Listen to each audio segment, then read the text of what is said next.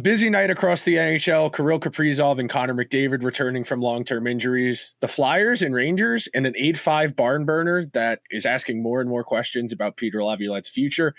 And an absolutely insane overtime game between the Sharks and the Wild. A whole lot to get to on today's jam-packed edition of Locked On NHL.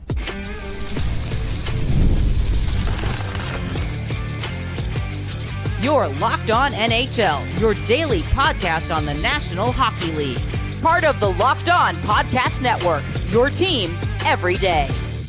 Hello, everyone, and welcome to this Thursday edition of Locked On NHL. I am Nick Zararis, the host of Locked On Oilers. That's my good friend and my co-host, Hunter Hodeis, the co-host of Locked On Penguins. And we want to thank everyone that is making Locked On NHL the first listen of their Thursday. A whole lot to get to.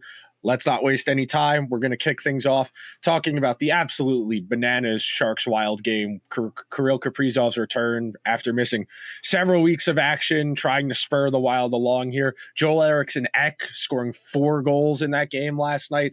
Absolutely off the walls. We'll pivot to a Rangers-Flyers game that had the Rangers winning 3-2 with not a lot of time left in the game, and the Rangers entirely capitulated and lost 8-5. Tyson Foerster pick up a hat trick in that game, and then we'll tie a bow on today's show talking about the Oilers and Blues, the Oilers and Connor McDavid's return prevailing, a pair of goals from Connor Brown ultimately being the deciding factor. So, Hunter, my friend, anytime you have a game where we're talking like the first quarter of an NFL game where it's 7-7, you're having a fun night as a neutral fan. 100%. And it's also Marc-Andre Fleury's probably his last home start in Minnesota, by the way, because this is his last NHL season. It was so awesome seeing his kids there.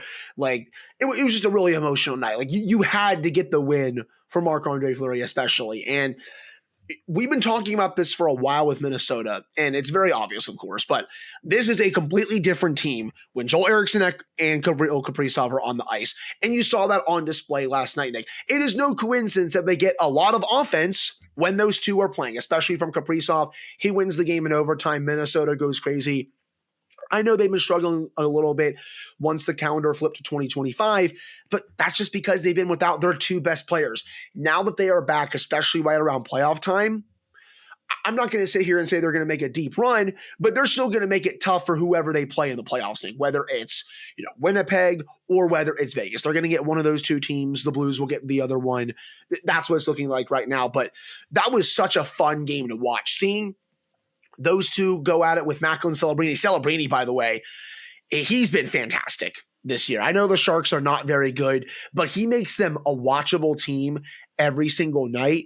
And I'm curious to see if the Sharks try to speed this up a little bit during the offseason, try to get him some more good young NHL talent on the lineup next year, because Celebrini is fantastic. Like, that was a blast of a game to watch. The thing about Celebrini, and we're going to throw it to Seth and JD of Locked On Sharks and Wild respectively in a minute, he just doesn't stop moving. He's got a grinder's motor, but he has high-end puck skills, which is really a special combination of traits, especially for somebody that young. Generally, one of the real perils of getting a guy with that type of pedigree going at the NHL level is just getting them engaged in all 3 phases of the ice and really getting them an understanding of where they need to be, starting to develop those hockey instincts from the college level to the NHL level. So we're going to start throwing it to Seth and the victorious Wild. Somehow, Kirill Kaprizov returning, scoring twice, including the overtime winner, was not the biggest story in the Minnesota Wild's 8-7 overtime win against San Jose. Hey, everybody, Seth Toupal, host of Locked On Wild, your daily Minnesota Wild podcast, recapping a bonkers 8-7 overtime win for the Minnesota Wild against the San Jose Sharks, a game in which Kirill Kaprizov returned 2 goals, including the overtime winner. Matt Boldy had a 4-point night, but Joel Erickson Ek, 4 goals in his return to the lineup. He had a couple of power play goals. He scored early and often as the 2 biggest returners for the Minnesota Wild combined for 6 goals, 7 points, 17 shots on goal, and they needed every single bit of it. Not only that, the Minnesota Wild eliminated Vancouver and Utah from playoff contention with the win. Big one coming up on Friday. Make sure to check out Locked On Wild for more wherever you listen to your podcasts. And then real quick on the Wild before we pivot to the Sharks side of things. They're deadlocked with the St. Louis Blues in the wild card race right now. I know the games in hand are a bit off, if I remember correctly. Yeah, the Blues have played one more game than Minnesota, but they both have 93 standings points.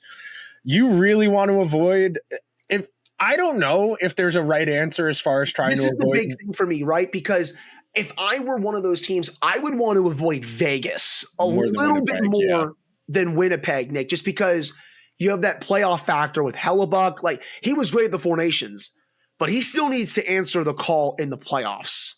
With Vegas, the way they can shut you down, the way they can score, they usually get very good goaltending in the playoffs. Bruce Cassidy is one hell of a coach. I would not want to go up against Jack Eichel in a 7-game series and Mark Stone, especially with how he is a psychopath in the playoffs. It's close, but I would rather play Winnipeg over Vegas. I think so too. That's what Haley of Locked On Blues had said when I had talked to her the other day ahead of the game between the Oilers and the Blues. Was she said I would probably rather play the Jets than Vegas because Vegas has been there. Vegas has won the Stanley Cup. They've gone the distance very often. You know, the Jets have only been to the conference final once since returning to Winnipeg, and they lost in 5 games to Vegas. So definitely some food for thought there.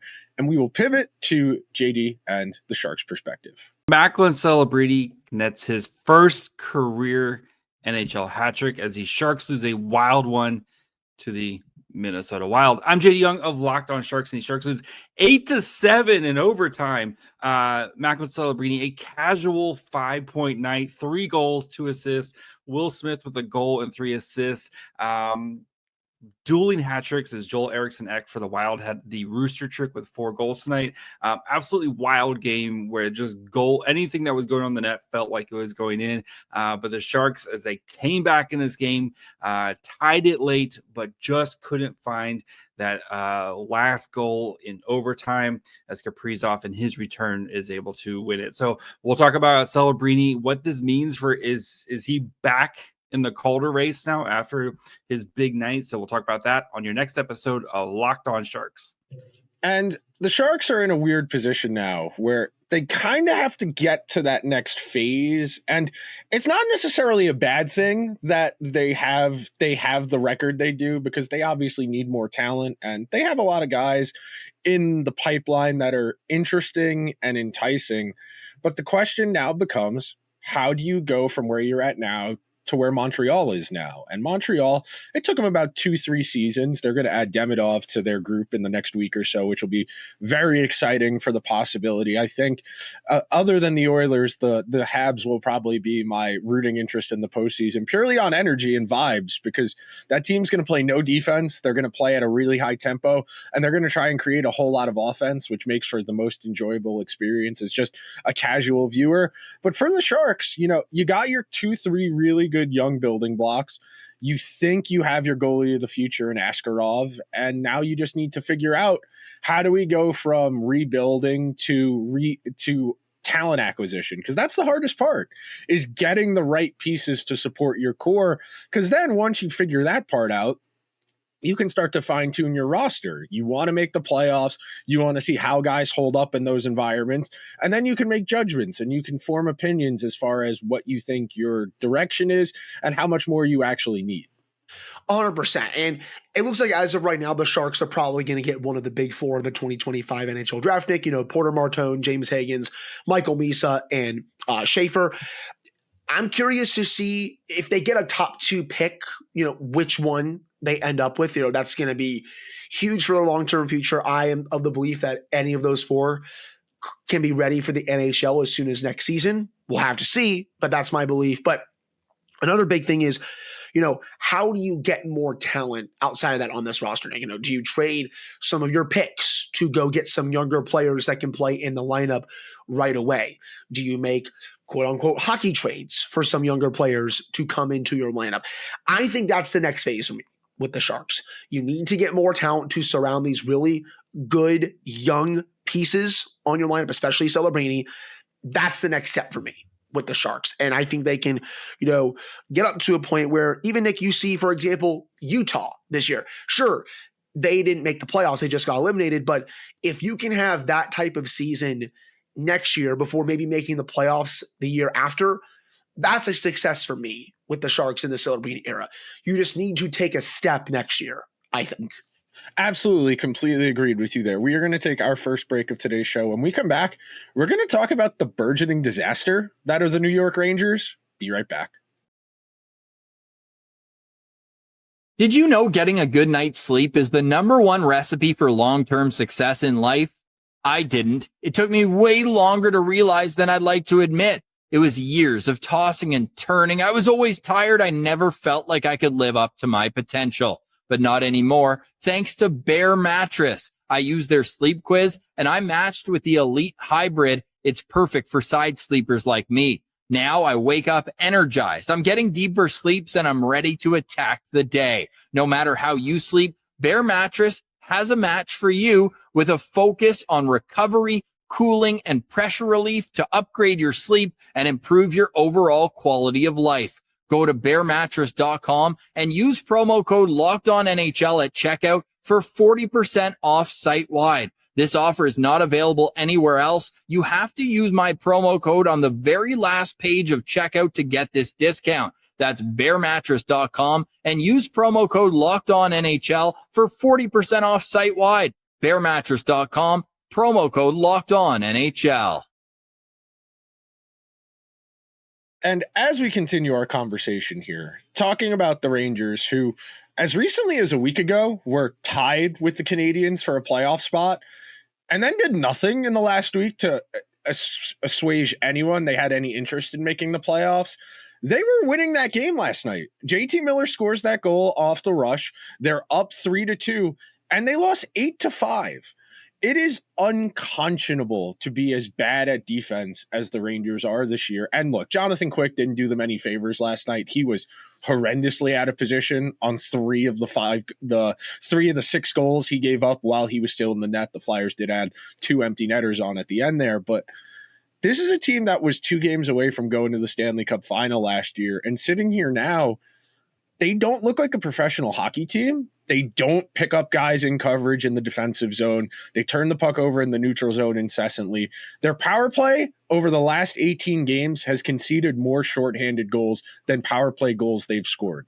They are a fundamentally broken hockey team. Oh, and they healthy scratched their best prospect for no reason, for absolutely no reason. Why are you burning a year of his ELC for reasons? I don't get it. He had what? The Rangers had one prospect they are excited about in Gabriel Perreault. And look, his management is the reason they burned the year on the ELC, because he probably told them, I'll go back to college for another year if you don't sign me so we can get the clock rolling on this contract. But sitting here right now, it is hard to feel like the Rangers are a functional hockey team. On the ice, they are doing a terrible job. The coaching staff is making befuddling lineup decisions. The management, the front office is doing a terrible job of talent acquisition and managing the talent once it gets here. And you really have big questions. I know there's a big target on the head of Peter Laviolette. The Rangers play the Islanders tonight. If the Rangers lose, they are mathematically eliminated. If the Canadiens record any points in their next 3 games, the Rangers are mathematically eliminated. To make the playoffs, the Rangers need to win out. The Canadiens need to lose out. That is probably not happening. I think the odds are 1% of those circumstances lining up. The Rangers are in deep, deep trouble, my friend. I just can't believe how bad it's gotten. Last year, they're one of the best teams in the league. They get to the conference final. Sure, they lose to a great Florida Panthers team that wins the Stanley Cup. Okay, Nick, whatever. You come into this year, you have a really good start to the season, and then it completely falls apart once the calendar flips to 2025. And you see this happen with Peter Laviolette coach teams over the years. He gets the best out of them right when he gets there, maybe a second year, but right after it goes to complete crap. This time it went to crap a little bit earlier than some of his other teams that he's coached, but there's no way you can bring him back next year with the way that he's coaching. I mean, I saw our good friend Andrew Chelney asked him a really good question after the game this week, and he was like, yeah, I don't go in the locker room after games. What? Like, I know there are some coaches that may not do it that often. I see Penguins head coach Mike Sullivan in the locker room after most games. Doesn't matter if they win or if they lose. I guess that's maybe something that Mike Sullivan does, but I see him in the locker room pretty often. he's just had some wild quotes this week. I was reading one about Gabe Perreault saying like, oh yeah, we want him to work on some things with the coaching staff. Work on what? You're going to put in veterans in there who are not as good at him, and you're going to burn a year of his ELC and scratch him for reasons. I just don't understand it, man. I really don't. And I understand why they made the JT Miller trade. It was kind of a last-ditch attempt, a Hail Mary to try and save the season. But now you're kind of stuck with that contract for a while. You're stuck with a lot of these other long-term contracts for a while.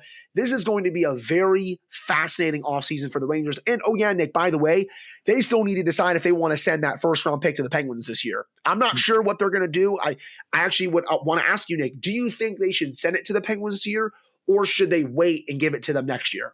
I think you probably send it this year because the draft next year is supposed to be better. And realistically, a first-round pick this year or next year probably isn't doing a whole lot to help the Rangers all that much. I will say it could be a top 10 pick. The Penguins might have 2 top 10 picks this year, by the way, which is something they have not had in a very long time. It's within the realm of possibility that Rangers pick. The Rangers are lottery eligible, I believe, once they're mathematically eliminated. Right. So they could move up a couple spots and that could get into the top 10 because right now I think they're 13th, if I remember correctly, from what I was reading this morning. So we're going to throw it to John of Locked On Rangers first for more.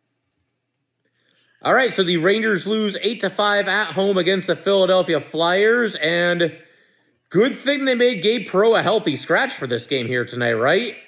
I mean, if he had been in the lineup, they might have lost 9-5. Yeah, inexplicable decision by Peter Laviolette to keep Gabe Perreault in the press box watching this game. Obviously, former first-round pick by the Rangers. He's played 3 games. They immediately make him a healthy scratch for this one against Philly. And it's funny, earlier today, when I found out that Perreault and, along with other Ranger fans, found out that Perreault was going to be a healthy scratch, for the first time ever as a Ranger fan, I said, you know what?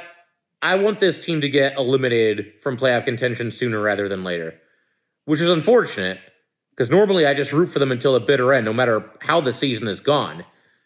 But in this case, you see the way they're using some of the young players. I mean, Brett Berard in and out of the lineup.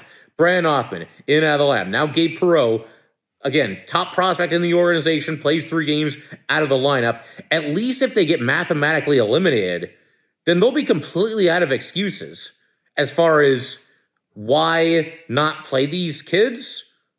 Why not give them a prominent role? Why not increase their ice time? Why not give them some power play time? What logic is there possibly going to be once this team is finally and mercifully mathematically eliminated for these kids not to play? And that's what it's going to take.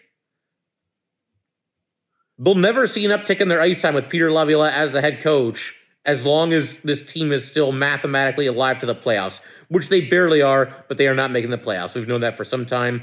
Anyway, going to break it all down in the next episode of Locked On New York Rangers. Do not miss it.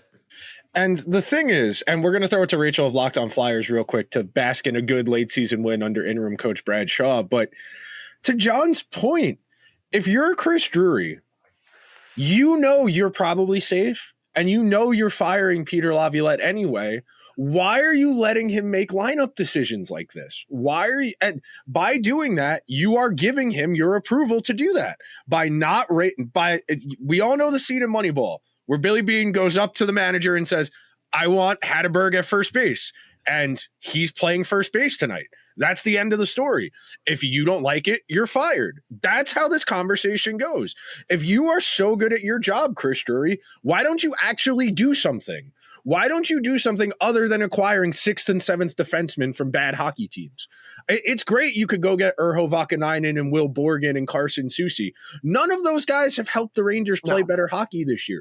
And instead, we sit here watching a team give terrible defensive effort, be poorly coached, and the lineup be mismanaged. It is infuriating to watch as someone. And to take it honestly a step further, like in Moneyball, like you see Billy Beane speak with the manager, and he's like, "You're not playing Pena tonight." The manager's like, "Well, why not?" He goes, "He plays for Detroit now." He's like, "Yeah, I'm just going to keep doing this all day until you play this player where I want you to play him." And hey, it worked at least in that movie. Pat, Nick, I almost called you Pat for some reason there. I apologize, but just wanted to take that a step further. But it is just crazy seeing how poor defensively they are in their own zone. It feels like they're just going through the motions. I was watching that third period because I wanted to see Sam Rosen and John Davidson call that game together. They did a really good job.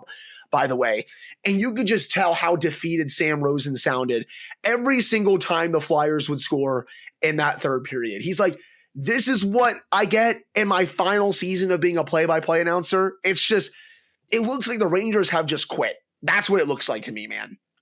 And it's a stinging indictment of everyone involved that no one's been fired. Like, what are we doing here? Yeah. It's crazy to me. All right, here's Rachel of Locked On Flyers for more. Hi, this is Rachel Donner from the Locked On Flyers podcast. And if I had a nickel for every Metro team that used to be coached by John Tortorella and Peter Laviolette, I'd have a nickel now and another one real soon, because the Rangers are for sure going to fire the latter after that performance. This game had questionable goaltending on both sides for sure, as Alexei Kolosov had his first game in net for the Flyers since March 22nd when he played for the AHL Phantoms, and Jonathan Quick had probably his worst game all season long. The Flyers have been playing fast and loose since John Tortorella was fired, and it's paid off in offensive production, at least, with interim head coach Brad Shaw earning a 4-1 record thus far, and the Flyers having scored 6 or more goals in 3 of those 5 games. The mantra now is have fun and go out on a good note. And I guess I'll take it with that 8-5 victory. For more on this game and the Flyers all season long, follow the Locked On Flyers podcast. Rachel took the words right out of my mouth. I mean, at what point are you as a decision maker culpable when your subordinates are making actively bad decisions that are making your team worse? They haven't played Calvin DeHaan in a month and a half. Calvin DeHaan has a 4-0 goal differential in the 20 minutes he's played as a Ranger. Soucy's a -2. Borgen, I think, is a +1 on the year, but he's a -3 at 5-on-5. It's just unconscionable, the lineup decisions the Rangers are making. And kudos to the Flyers for not giving up. You know, it would have been very easy for a lot of those guys after trading Farabee and Frost to kind of phone it in the rest of the way. They gave the Rangers the business last night. They went out there and said, you guys don't want to win this game? Okay, we'll win the game then. Yeah, I mean, Tyson Forster was really good for the Flyers last night. Yeah, hat trick, first one of his career. Yeah, 100%. And you can tell how much fun they're having to end the season here. Yeah. They have a little bit of that new coach bump, Nick, that I think every team gets once a new coach takes over. 4-1 in 5 games since he took over for John Tortorella. And I think Torts was probably going to get fired after this season no matter what. But it was accelerated after the comments that he made a couple weeks ago. And I think Danny Briere was like, yeah, that's not going to fly here. We're just going to get this out of the way right now. And another thing is, Nick, I think Brad Shaw is auditioning for the full-time job next season. He's come close to getting some full-time gigs in the NHL as a full-time head coach. I think if they can finish this off the right way, maybe get a few more wins, I think there's a decent chance that he could get the full-time gig next year. Now, of course, they're probably going to do a full search for their next head coach, but I do think Shaw is going to be a big-time candidate for that, and rightfully so. They're playing really well under him. All right, we're going to take our second and final break of today's show, and when we come back, we will talk about Connor McDavid's return to the lineup and the Oilers' much-needed victory against the surging St. Louis Blues. Are you looking for a snack that's both delicious and nutritious? Crack into a good source of protein with Wonderful Pistachios. Wonderful Pistachios is one of the highest protein nuts.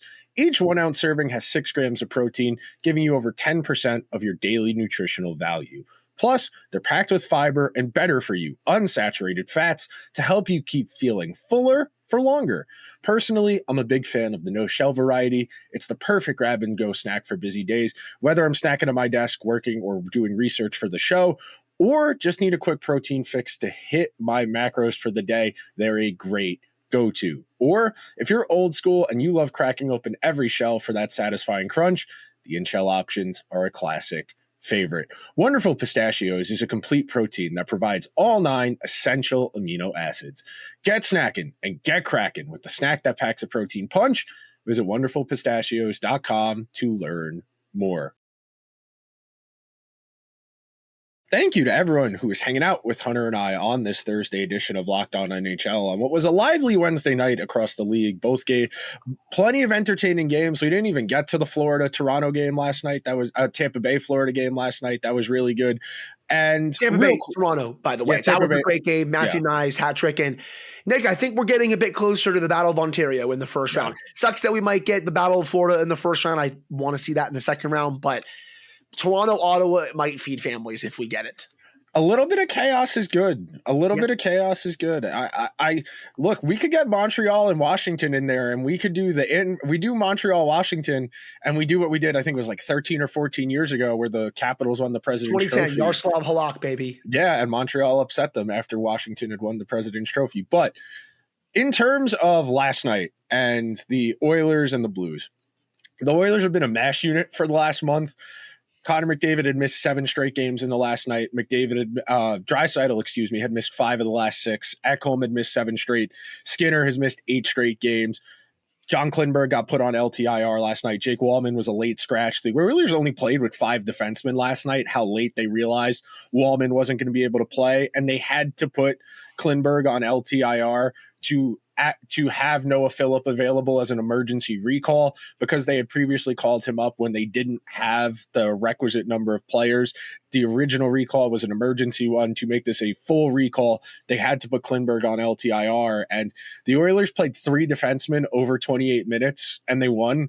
Connor Brown had a pair, Arvidsson had a goal, Podkolzin had a goal, and the Oilers needed that win so badly. They have been so injured and so maligned over the last months, and it's crazy to say about the Oilers.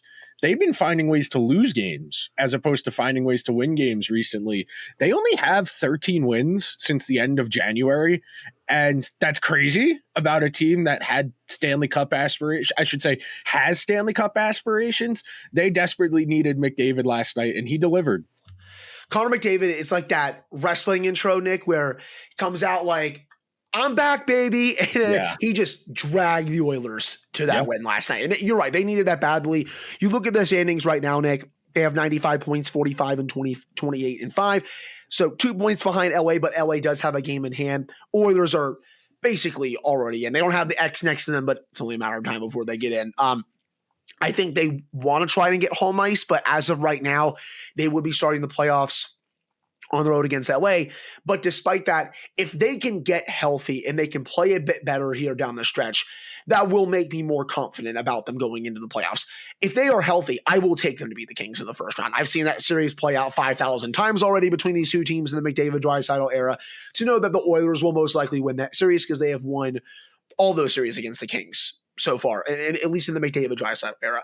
I will take them to win again, but they have to be healthy. Getting Connor back, that's huge, but they still got to get some defensemen back, especially Ekholm. Him not being out there with how good he is defensively, that's a bigger loss than some people are talking about it because of how good he is in a top 4 role. Obviously, Leon is Leon. They need him back no matter what.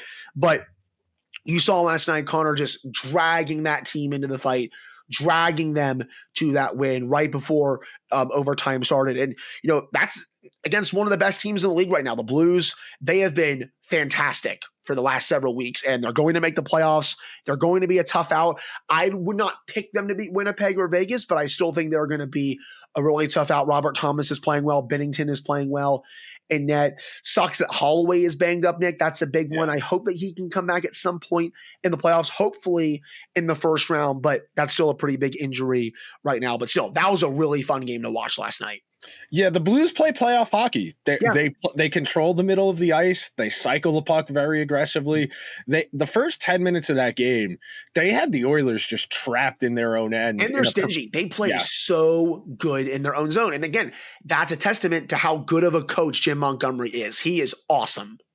Yeah, absolutely. We're going to throw it to Haley of Locked On Blues for more for the Blues perspective on this one. Let's be so for real right now. All season long, we have been seeing the Blues give up goals with under 30 seconds left to go in the contest. I was so proud of the boys for coming back, tying up the game, making it 3-3. And yet again, here are the Blues giving up a goal with under 30 seconds left to go. And now I'm a little bit worried. Not because I don't think they're going to make the playoffs. I still think they're going to make the playoffs as they have 93 points and Calgary has 88.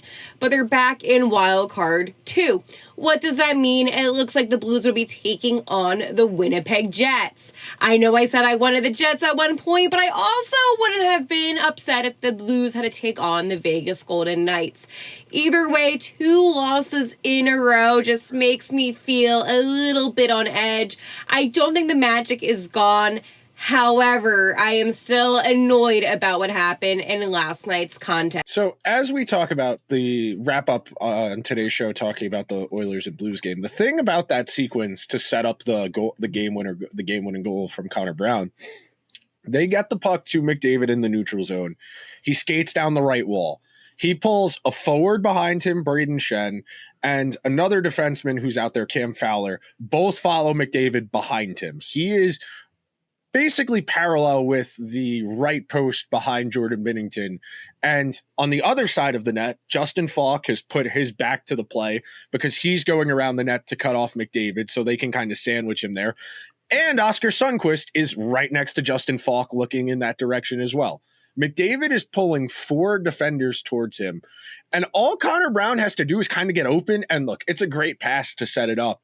But there's a reason the Oilers have been so hapless over the last 2 weeks or so. When you have the best player in the world who is capable of pulling 4 guys towards him with 20 seconds to go in regulation against a great defensive team, that just tells you how good he is and how much respect he commands defensively from the other team. They don't win that game last night without that effort from Connor. Yeah, I mean, they were fearful for their lives when McDavid was on the ice coming down the right wing with 20 seconds to go. And the Blues mentality, I think, in that situation, it was like, we're going to send most of our players over here. You're not going to beat us. We're going to make everyone else beat us. Connor Brown did, of course. But you can't fault them for that strategy there because they didn't want McDavid to get the game winner, and they wanted to put it in someone else's hands. It was in someone else's hands. Connor Brown gets the game winner. But still, that is just how good McDavid is. And he puts the fear of God into you. It doesn't matter what team it is. And to Haley's point, I said it earlier on, Nick, I would prefer Winnipeg a little bit more over Vegas. Like, Vegas has that playoff experience going up against Jack Eichel for 7 games, Mark Stone in the playoffs, Pietrangelo on the top pairing, Theodore, with how deep they are. I don't know, man. I'd rather probably go with Winnipeg. You could talk me into a St. Louis upset of Winnipeg easier than you could an upset of Vegas. I don't think they're going to upset either team. And I've been pretty adamant since like January. I think Vegas is the best team in the West. And I still think that's the case. But man, we're a week away. By the time we're talking next Thursday, we'll be talking playoff matchups. That's where we're going to be. And Devils Carolina is locked in officially. That's going to be a first round series. But by next Thursday, we will have more than that finalized. That'll do it for today's edition of Locked On NHL. Thank you so much to everyone who made today's show their first listen. If you want more from any of the creators who were featured on today's show, please go check out the various feeds: Locked On Flyers, Rangers, Blues, Sharks, and Wild. Everybody does such a great job. Go show some love. We will talk to you guys next week. If you're still in the race, trying to stay alive, Godspeed and good luck.